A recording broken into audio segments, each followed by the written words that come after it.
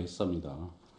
국가가 국민들을 지켜주지 못하면 그때부터 국민들에게는 삶이 곧 지옥이 됩니다.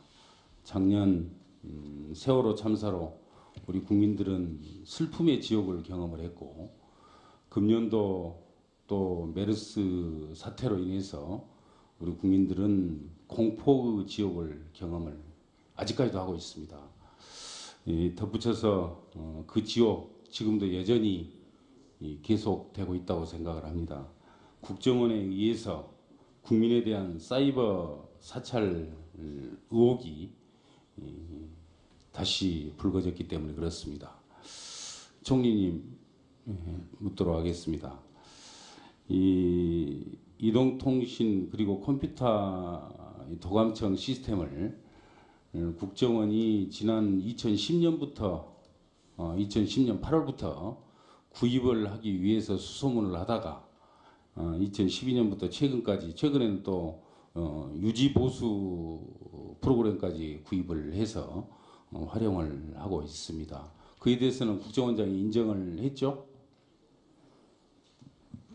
그 아마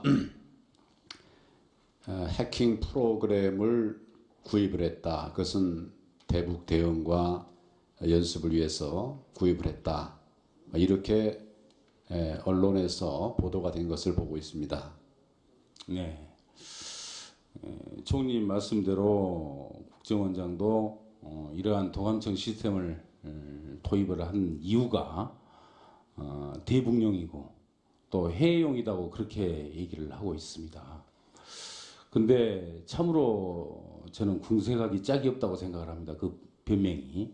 왜 그러냐면 이 국정원의 해명대로 보자면 대북과 해외 정보 활동을 위해서는 이 스마트폰의 경우에 해외 판매를 하는 기기하고 또 국내 기기가 어플리케이션 앱이 서로 다릅니다. 그런데 이번에 그 이태리의 그 업체에 제시를 해준 기종은 우리 국내에 유통되는 기종을, 그러니까 삼성 S3, S6 뭐 이런 기종을 가지고 문의를 하고 또 그에 관련된 이 해킹 시스템을 도입을 하고 그렇게 했거든요. 이 국정원의 변명이 과연 국민들을 납득시킬 수 있다고 생각하신가요? 지금 의원님 말씀에 대해서 조금 좀 보충 설명이 필요한 것은 감청이 있고 도청이 있습니다. 우리가 보통 도청이라고 얘기하는 것은 불법으로 청취하는 것, 이것을 도청이라고 하고, 감청이라고 하는 것은 법에 감청할 수 있는 경우에 적법한 절차에 따라서 감청할 수 있도록 되어 있습니다. 아마 국정원에서는 그 감청에 필요한 훈련을 위해서 또 대응을 위해서 여러 종류의 감청 관련 프로그램들을 필요한 경우에 구입하게 되는 것으로 알고 있습니다. 그 일환이 아니겠나 싶은데, 그 프로그램 자체를 구입한 것이 그 자체가 위법이다, 이렇게 좀 단언하기는 어렵습니다. 네, 제가 지적을 했던 게 그 구입한 사실을 위법이라고 그렇게 단정한 건 아니었고요. 말하자면 국내용으로 활용될 수밖에 없는 시스템을 도입을 해서 그걸 어디에 썼겠느냐는 겁니다. 국정원에서는 이 해외용이고 또 뭐 무슨 대북용이고 이렇게 얘기를 하지만 실제로 그렇지 않다는 거예요. 그래서 그러한 점을 분명히 지적을 하고, 또 그러한 점에 대해서 전 국민들이 말할 수 없이 큰 의구심을 지금도 여전히 가지고 있습니다.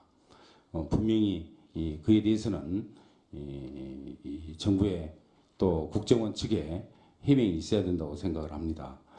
또 북한에서 스마트폰을 얼마나 사용합니까? 그렇다면? 특히 삼성 S3나 S6를 북한에서 사용하나요? 그쪽에서도 일부 스마트폰을 이용하는 분들이 있는 것으로 알고 있습니다. 예, 총리님 말씀 참으로 납득할 수도 없고 또 궁색하기만 합니다. 또 이 감청과 관련해서 그 타겟을 이 어느 변호사로 정했다고 그렇게 메일이 오고 가고 그랬던데, 그렇다면 그 변호사가 북한에 있는 변호사인가요? 북한 변호사를 말하는 겁니까? 아니면 그 내용들은 확인되지 않은 내용입니다. 그런 보도가 일부 있는 것으로 알고 있는데 확인된 내용이 아닙니다. 네, 좋습니다. 이 손바닥으로 하늘을 가릴 수 없다고 생각합니다. 이 의혹을 갖고 있는 사항에 대해서 정말 민간이나 내국인에 대한 이 사찰이라고 가정한다면 그건 대단한 이 국기문란이고 또 대한민국의 그 가치 자체를 뒤흔드는 일이라고 생각을 합니다. 반드시 이 사실이 규명이 돼야 되고 또 그 사실 여부에 대해서는 이 잘못한 점이 있으면 국민들에게 반드시 이 납득할 수 있는 수준의 사과와 함께 재발일 방지 대책을 정부는 제시해야 한다고 생각을 하고 있습니다. 이 점에 대해서도 총리님 답변을 해주시기 바랍니다. 불법 사찰이 있어서는 안 됩니다. 그건 처벌 대상입니다.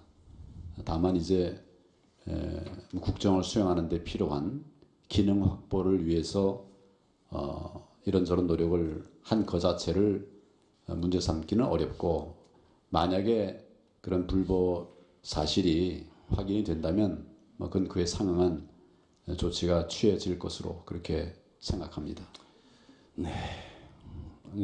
부총리님, 네.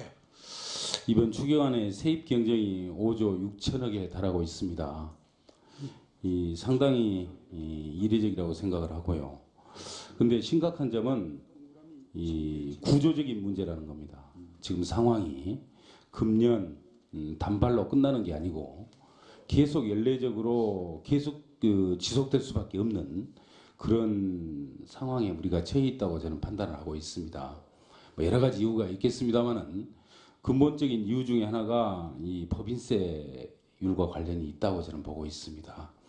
그동안 2008년부터 2011년까지 법인세율이 많이 인하가 되면서 그에 따르는 이 세수 감소분이 굉장히 많이 발생을 합니다.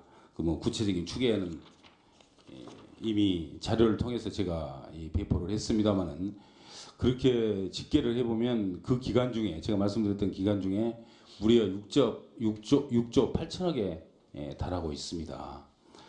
그래서 이러한 점이 결국은 이번에 세입 경쟁을 할 수밖에 없는 불가피한 사유가 되었을 것이라고 그렇게 판단을 하고 있고요. 또 그 감소되고 있는 이 법인세 감소에 따르는 여러 가지 제반 사항을 검토를 해보더라도 이 법인세 감소에 따르는 소위 그 잉여분이 주로 극소수 대기업에 한정적으로 영향을 미치고 있습니다. 그런 점을 보면 우리 조세 체계 자체에 대한 근본적인 검토와 반성이 필요한 시점이 아닌가. 또 그러한 점에 대해서 신중하게 다시 고려를 해야 되는 것은 아닌지 저는 걱정을 하고 있습니다. 그에 대해서 말씀해 주시기 바랍니다. 네, 이 의원님 잘 아시는 대로 이 법인세는 요즘 같은 이 자본의 국경이 없는 자본 유동이 자유화해야 되는 이런 상황에서는 매우 조심해서 접근해야 되는 세제입니다. 왜냐하면 국제 간의 자본 유치 경쟁을 하고 있기 때문입니다. 그런데 최근에 이제 법인세에 관한 국제 추세를 보면은 OECD 국가 중에서 단 6개 국가만 최근 한 10여 년 동안에 인상을 했습니다만 이들 나라들은 대부분이 재정위기 국가입니다. 그리스, 멕시코 같은 이런 재정위기 국가를 제외하고는 다 법인세를 내리거나 현생 유지를 하고 있습니다.